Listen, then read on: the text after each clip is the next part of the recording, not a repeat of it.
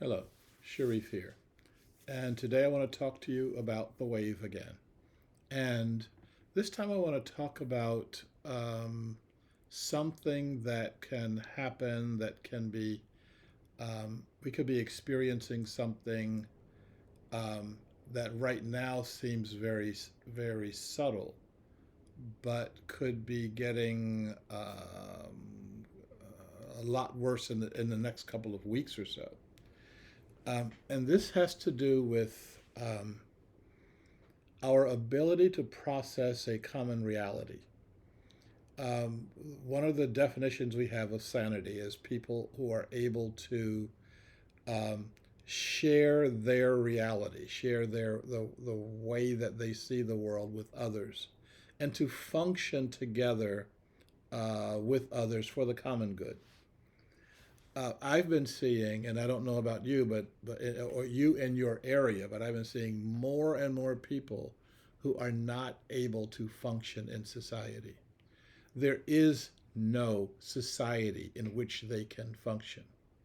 If you remember back in the 50s and 60s, if you're that old, there were a number of movements where people would the the mainstream Americans would look at them and say, "Oh, they're crazy." There was the beatniks, and then there were the flower children, and then there were the so and so's. Um, but these folks were functioning together in their subculture. The people I'm talking about now don't have a culture that they're able to function in. They don't have a common uh, perspective in the world. A couple of weeks ago, I was walking out of my apartment, and there's a few steps down to get to the street level. And I was standing on one of the upper steps, and I was looking out over the street. And there are five or six people walking up and down the street. And all of them, all the people who were walking on the street, were in some level of insanity, some level of not being able to function in a reality that I was functioning in. They could have been looking at me as the crazy one. Um, I was struck by a woman who was walking past me. Um, she had on no shoes, and it was a wet and cold day. Mixed max socks, and she was walking down the street, and she was walking her dog, and she was talking on the cell phone. But there was no dog. There was no leash, but she was holding her hand out and she was talking to thin air as though it was the dog. And she had her hand up to her ear, and she was talking to someone on a device that did not exist. So she walks to the corner, and um, she waits for the light to change, and she's talking on her cell phone, and she's walking her dog, and she crosses the street, and then she makes a 90-degree turn and waits for that light to change, and she's still walking her dog, and she's talking on her cell phone, and she crosses the street again. 90-degree turn, crosses the street again. 90-degree turn, winds up right back where she started from. 90-degree turn, and she crosses the street over and over and over. After she makes three circuits, I'm like, I can't even look at this anymore. A few Fridays ago, I was doing it. I was on my way to a speaking engagement. I guess I could call it a whispering engagement because my throat was not doing well. And I walk up to my car, and there's someone sitting in my car that's not me, and they're eating lunch. He's got his lunch, and he's sitting in the driver's seat. And I walk up to the car, and he says, Oh, is this your car? Now, I have to say that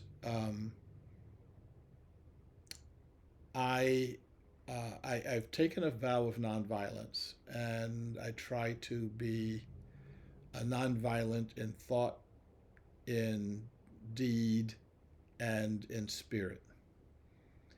And I am very happy to say that my Camden, New Jersey instincts did not get the better of me because I was ready to mop the sidewalk with him.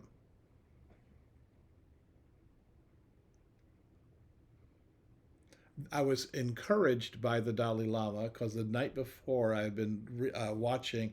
The Dalai Lama has some really great videos that are on YouTube that are free, where he talks about various subjects. And the subject I was watching the night before was him talking about anger. And I was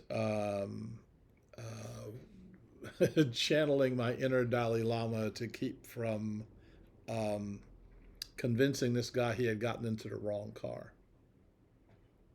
But he had no idea where he was. He had no idea where right and wrong was.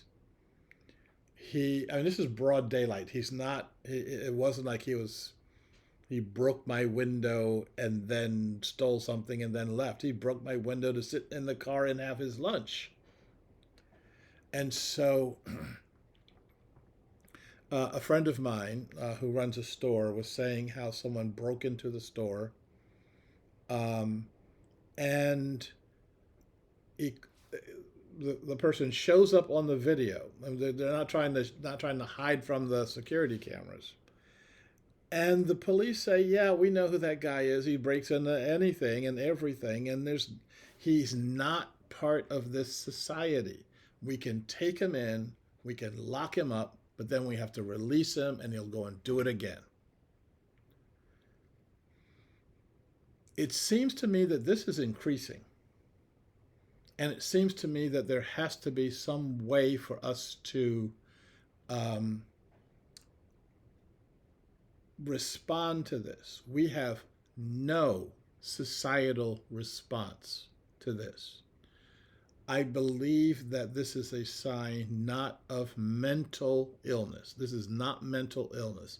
This is spiritual illness. This is societal illness. And we don't have people talking about it at that level. And we don't have people who are looking to resolve this at that level.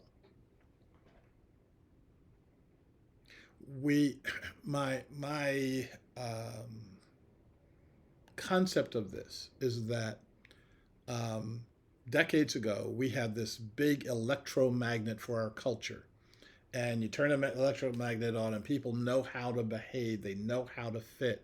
Even if you didn't fit in the culture, you knew how you didn't fit in the culture. Black people didn't fit in that culture, but we knew, oh, you can shop in these stores over here, you can do these things over there, you can go to those schools over there. But it seems like the electromagnet has been turned off, and now all the filings are just scattering everywhere. Rather than pick up this filing and say, okay, we're going to give you therapy, we're going to give you a counselor, you're going to sit there and talk. You can talk your head off. Talk doesn't solve the problem. What we need is the new electromagnet, that we need the new center for a society, the new um, energy that will create a new way of us connecting with each other. And for those of us who can do that, who can think about things that way, most of us are not active in the places where we need to be active, like walking up and down my street. You are the ones watching this video, not the people walking barefoot down the street, not the ones sitting in my car. You're the ones that need to come up with this new energy, and that energy has to be in your heart first. This is the thing I've been encouraging us to do for the longest time, and now's the time when we're supposed to show results on that work, on creating the new center for an entire society, an entire civilization. I wish us well on that. More on this later. Thank you.